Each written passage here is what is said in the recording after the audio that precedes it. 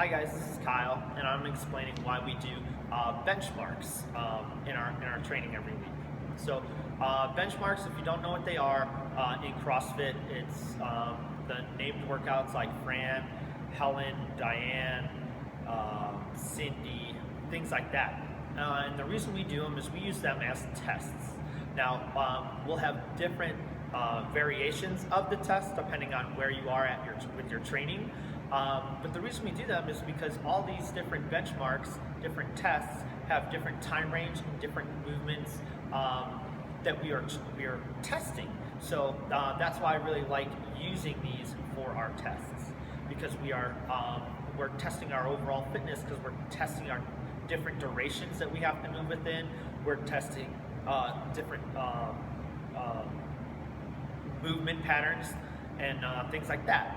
So what I don't like doing is we only do one benchmark a week, because with only one test a week. We don't use our testers as our training.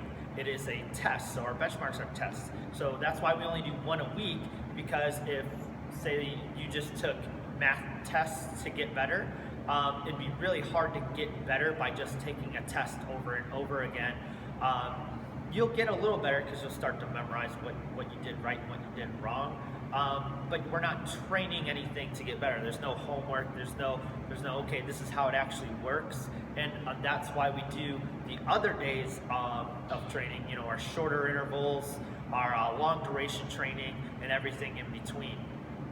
So I hope this makes more sense to you guys on why we do our tests and why we don't do more than one a week.